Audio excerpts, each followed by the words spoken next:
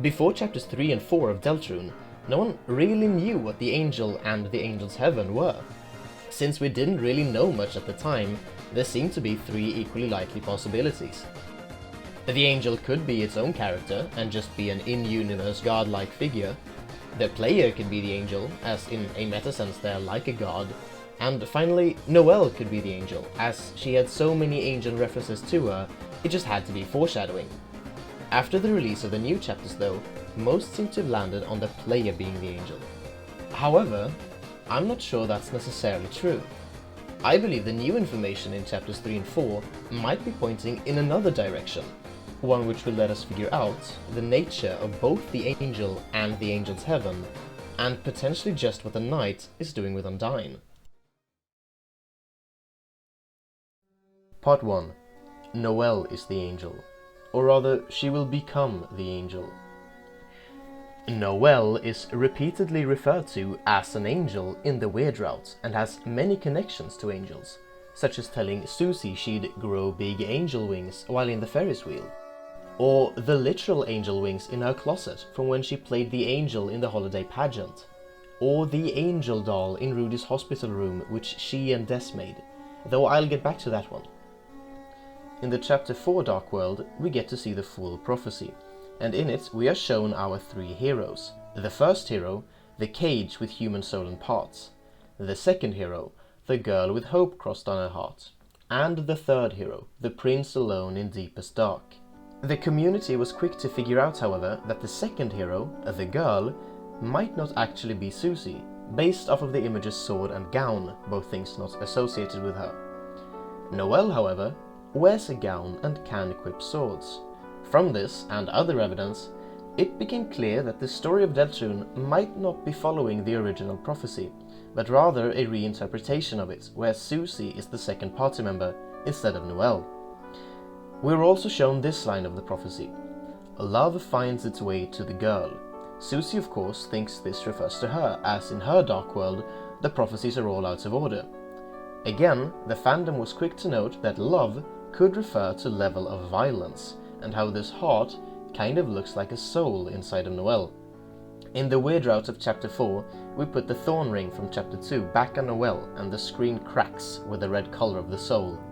Later in the chapter, we can choose to think of Noelle, upon which we see a red dot as Noelle says thank you in a very unnerving voice. At the end of the chapter, we see this red dot again, now slightly larger. This, along with Gerson's dialogue about Lord of the Hammer, is strong evidence that the real prophecy is actually the Weird Route, or at least that the Weird Route is closer to it in some way. This dot is likely a soul growing inside of Noelle, and it seems that we are going to control her in the future. This is further supported by the angel doll, there it is, that we control in the normal route of chapter 4. This moment where we control the angel doll tells us exactly what I believe the angel is. The angel is Noelle, controlled by us. The angel is our incarnation into the Deltarune world and our fully realized physical form. Noelle has lots of references to Jesus Christ, from being held in a crucified-like position by Queen to the thorn ring she wears in the Weird Route, similar to Jesus' crown of thorns, to her name. Noelle is the word for Christmas in many languages, the birth of Christ. It's clear that Toby Fox is drawing a parallel between Jesus of Nazareth and Noelle. In the Bible, Jesus is God born unto the earth, in much the same way the player, a godlike figure, would be born into the world of Deltarune in the form of Noelle. Now, a reasonable counter-argument here would be that we are already born into the world of Deltarune in the form of Chris, whom we play as. However, the connection we are growing with Noelle seems very different from the one we have with Chris. Chris hates us. From the very first chapter, it's clear that Chris does not like having us control them. When we are in control of Chris, they cannot play the piano. They cannot express their real thoughts and feelings, and we occasionally force them to do horrible things. It is a strained relationship, likely born out of necessity. Chris needs us to seal fountains and to enact the nefarious plans of the night, but does not want us. Noelle, however, looks at us in a completely different way. Chapter 2's Weird Route is spent manipulating Noelle into killing all the enemies with her ice magic, she slowly becomes fine with the idea because she's getting stronger. Having returned to the light world, thinking it's all a dream and having been reassured by Chris by the time of chapter 4, she's mostly back to a normal self, just slightly more confident. I wonder why that is. She's terrified and panicked as we force her to put on the thorn ring during the most uncomfortable scene of the game. She seemingly becomes even more brainwashed than she was in chapter 2 after the ring is equipped. Like I mentioned, thinking of Noelle in the Weird Route instead of Susie shows her being thankful for what we've done to her. Also, can I just say, this scene freaked me the hell out when I played it the first time. The Weird Route is genuinely too creepy for me. Furthermore, at the end of the chapter, Carol calls Chris to tell them that Noelle said she's, quote, really looking forward to seeing Chris. Now, the psychological state Toby Fox is portraying here is clearly one very complex, and she's obviously in no way a willing participant of this. Since what Toby Fox is doing here is utilizing themes of abusive relationships and sexual assault, I don't want to make light of the situation in any way. Creepypasta soul gaster magic, but genuinely disturbing psychological horror, and Noelle is a victim here. Moving back to the theory, the result of all of this psychological manipulation, and admittedly considering the context surrounding it, likely some supernatural interference, is that Noelle, in a way reminiscent of Stockholm Syndrome, seems to have grown fond of her aggressor Chris and us the player, the soul, and thus is more quote-unquote willing to go through this transformation. In any case, her relationship to the soul is different from Chris's. Different in ways that make her more susceptible to this kind of transformation. I believe the Weird Route will have us, the soul, fusing with Noelle, fully controlling her as our physical incarnation into the Deltarune world, which will make her the angel. So, if we are not the angel, then what are we?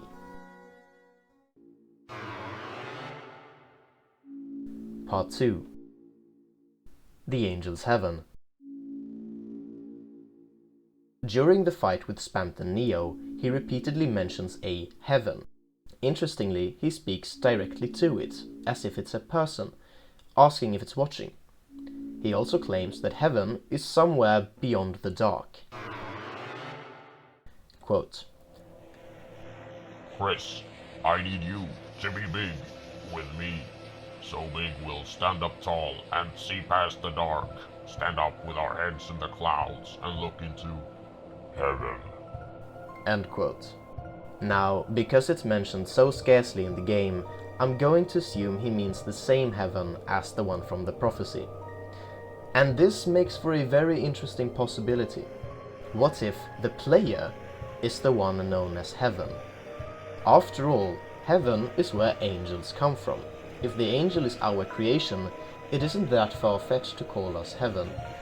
And it's not like anyone in Deltarune knows they're actually in a video game and that we are just the player, so perhaps this terminology is just as close as they can get. I think it's also fair to say that the meaning of these religious words like heaven and angel in the Deltarune religion could definitely have completely different meanings from ones in our world. Heaven does not have to be a location or a place, it could be something more abstract. And I believe that we are this heaven, the unknowable entity that resides somewhere above, who is born unto the earth in the form of the angel Noelle. Furthermore, in the hymn sung by the church choir in chapter 4, we hear this line: Heaven knows the beauty of the soul. Of course, we the player are intimately familiar with the soul, seeing as we've played as it since 2015. But the Lightners don't worship heaven, they worship the angel. They view the angel as a benevolent presence, watching from above and guiding them. So, what's with this contradiction? Why don't they worship heaven? Before we move on to exploring that, I'd like to briefly highlight two aspects of the prophecy that I think prompt for some very interesting discussion. The first is that the prophecy clearly shows all three heroes banishing the angel's heaven, and if one of those heroes is the angel, then that doesn't seem to make much sense. The second is this line from the full prophecy: the angel banished will finally meet with its desire. Let's start with the former one. To begin, let us remember that this image comes from Ralsei's prophecy, which we know to be inaccurate. That version is just what he wants to happen.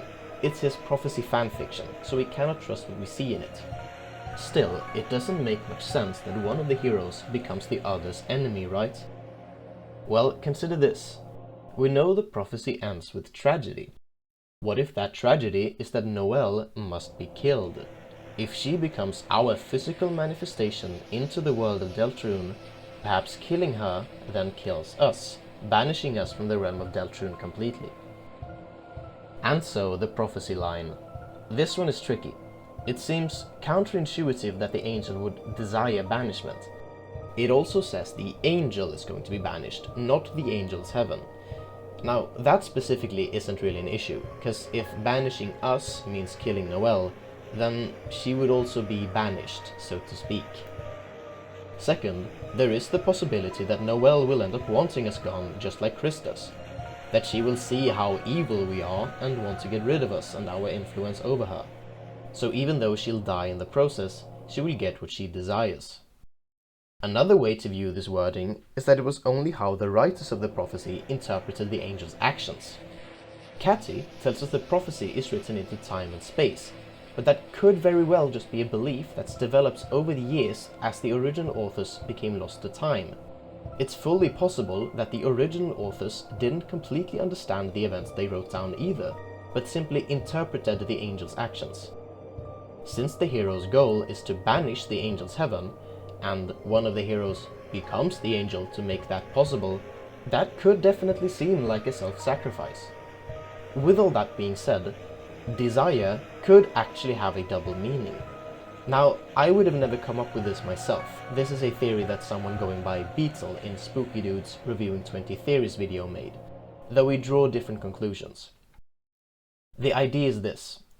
Toby Fox is known for using terms with alternate meanings. Determination as in being determined, but also the ability to not be terminated. Refused as in refusing to die, as well as fusing back together, along with the misleading acronyms of love and EXP.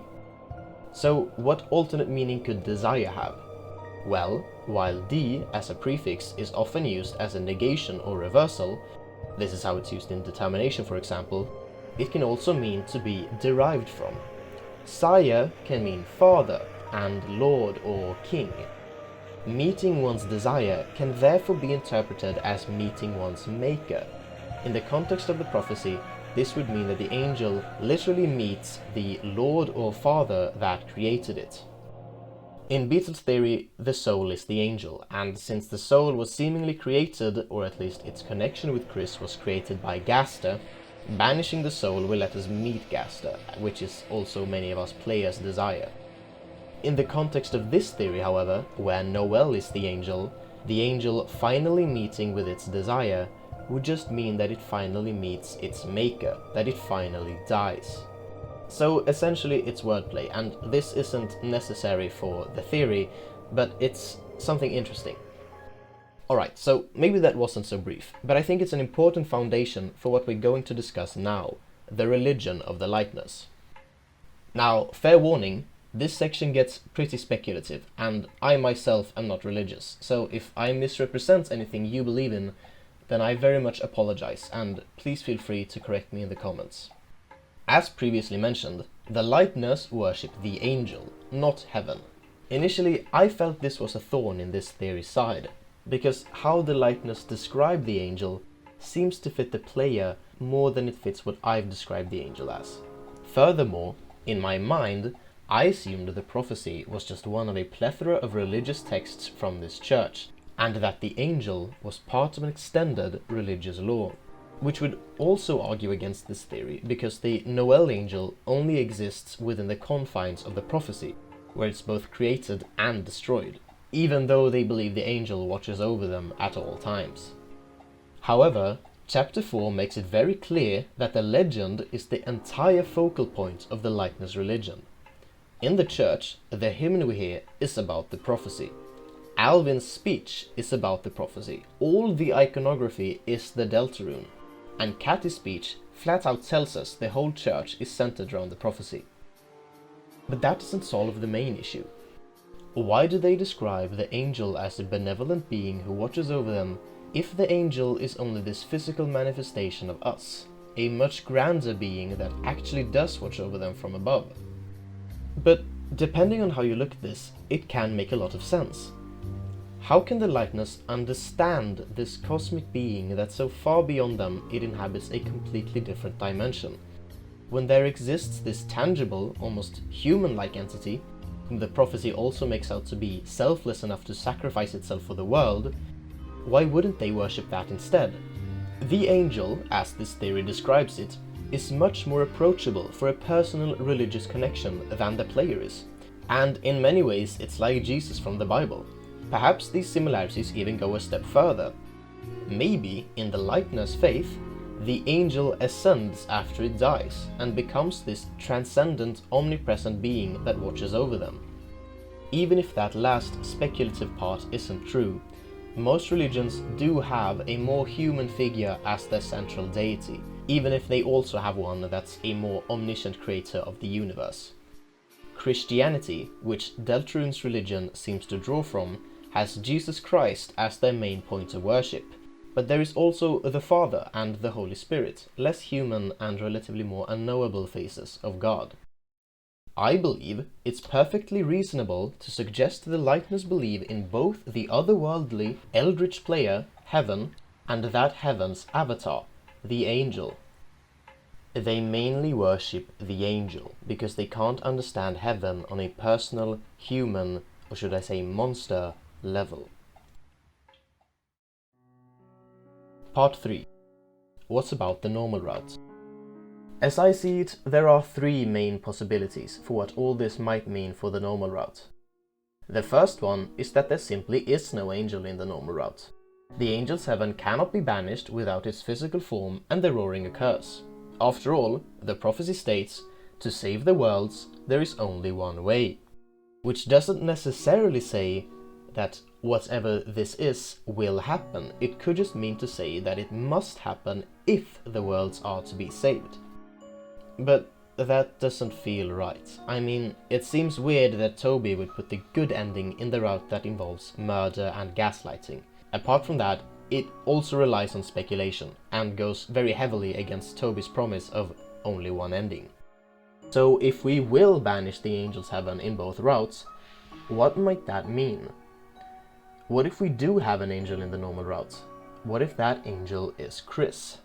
Now, this seems contradictory. After all, I already said our relationship with Chris makes them unable to become the angel. But what if that isn't true? What if the angel isn't some grand being where the soul has fully fused with the vessel, but instead just whomever the soul controls? Or that the fusion doesn't depend on the vessel's relationship to the soul, but something else, like the soul controlling them for a long period of time, for example. In that case, Chris could very well become the angel, which would mean Chris is going to die. Perhaps the point of the weird route then is to shift this responsibility onto Noelle, such that Chris can survive. Maybe that's why Chris allegedly enjoyed yesterday, knowing they could say it wasn't them. Because while they don't want Noelle to die in their place, on some level they're still relieved to survive. I said there were three possibilities, and this final one is my favorite, and the one I find most convincing. First, we have to talk about the Knight. The Knight's identity isn't confirmed, but we know a few things for certain. We know the Knight has antlers, so it's likely a member of the Holiday family. We also know Chris is working with the Knight. We know Carol shows up moments after the voice from Chris's phone says they'll be right there, so we know she's at least part of the nightclub, if not the Knight herself. We know that Des had one of the shelter codes in her guitar, and disappeared long ago through mysterious means. There's a lot of mystery tied to Des, and most of the fandom seems to think Des is the Knight. And I must say, I agree. It just seems the game is trying to tell us that. Though of course, it's very possible she isn't completely herself, kind of like Flowey was in Undertale with Asriel. Whether she is or isn't the Knight, it doesn't change too much for this theory though, as what matters most is they're one of the Holidays. That gives us Chris, Carol, and probably Des as the members of the nightclub. There's also potentially Rudy, who has some incriminating evidence against him, but considering his condition and how genuinely innocent he seems to me, I'll chalk him up to maybe. Either way, that gives us mostly members of the Holiday family, along with Chris, their family friend. Now let me ask you this. What motive would the Holiday family and Chris have to kidnap Undyne? Why would they, and what are they talking about when they say, sacrifice her? Well, I think the Holiday family is prophecy aware, more so than everyone else in Hometown, who of course know the prophecy exists from the church. But I believe the Holidays realize it's actually playing out right now. After all, they have the knight from the legend, going around and making with blackened knife and cleaving the Lord of Screams read by blade and whatnot. Depending on how much they know, this could mean they understand Noelle is meant to become the angel and die as a sacrifice to save the world. Considering they might have already lost one child, I can't imagine what lengths they'd go to save Noelle. We've already established how different people can fill the roles of the characters in the prophecy. It can be reinterpreted, and drastically so, as long as the exact words still hold true. If the Holidays could find someone other than Noelle who adequately fits the description of the second hero, then perhaps they could save her. They'd need a girl, preferably heroic, with hope crossed on her heart. Enter Undyne. In Undertale, Undyne is the bearer of all the hopes and dreams of the underground. She will get everyone to the surface. In the genocide route, she even refuses death in the face of the human, who will slaughter every monster in the underground if she falls. Undyne, in Undertale, is the heroine who carries the weight of the world and does so with a grin. In Deltarune, Undyne is a police officer. Perhaps less grand, but like all characters from Undertale, she is largely the same person, brave and hopeful. To the Holidays, she is the perfect replacement for Noelle. Not only does she fit the prophecy perfectly, she's also way better suited to take on such a big and dangerous burden. Noelle is a child, whereas Undyne is an insanely strong police officer, not to mention an adult. Can the Holidays really let Noelle take on that responsibility when this replacement exists? I don't think so. The nightclub instructs Chris to make Toriel call the police and then open a dark world, leaving the door open, such that the heroes are distracted and the knight can enter and snatch Undyne. The knight brings her to the shelter, from where they'll try to make her into the angel. Next week. I'm not really sure what they're doing to Toriel, if this is true. At first I thought it was some kind of alien tractor beam, but they also just carry Undyne, and she's wide awake and fighting, so that seems unnecessary. Plus, if all of this is true, there would be no reason for her to bring Toriel. Alright, that was a lot, so let's get the bulletin board out so we can summarize all this. I believe the angel is the player's incarnation into the world of Deltarune, and I believe the angel's heaven from the prophecy refers to the player. I believe the point of the Weird Route is to create the angel in the form of Noelle, which is why we manipulate her into following our commands and eventually come to control her. I believe the Jesus symbolisms around Noelle, her crucifixion, her thorn ring, her name, all foreshadow her becoming this avatar for us, and furthermore, that she will die for the good of the world, to banish us, much like Jesus did for humanity's sins in the Bible. I believe the Lightner religion worships the angel because the prophecy makes it out to be a benevolent and selfless, godlike entity that sacrifices itself for the good of the world. I believe there are three possible alternatives as to what this all means for the normal route. 1. There is no angel in the normal route, meaning heaven, we, cannot be banished and the world cannot be saved. 2. Chris is, or is going to become, the normal route's version of the angel. In this case, the Weird Route is all about shoving that responsibility onto Noelle. This would explain why Chris quote-unquote enjoyed yesterday. And 3. The Night Gang intends for Undyne to become the angel. In this case, the normal route is all about the Holiday family trying to protect Noelle. I'm leaning towards this one, as although it definitely isn't flawless, much like this entire theory, it ends up being quite cohesive, and I think it's a cool idea. So, to end this video on a cathartic and thumbnail-worthy line, we are the angel's heaven, and Noelle is said heaven's angel. Deltarune tomorrow, literally. I'm recording this the day before it releases, and this theory, this script even, is a year old. I wrote it almost immediately after the release of chapters 3 and 4, so it's probably a bit outdated. I mean, it doesn't even mention Friend or even Gast. Friend or even Gasta, though that was also intentional because I don't really like how central a lot of people make those characters. I mean, we'll see. That's also why there are lots of examples of what I'd call early chapter 3 and 4 humor in this video. I mean, when was the last time you heard the name Wingasta?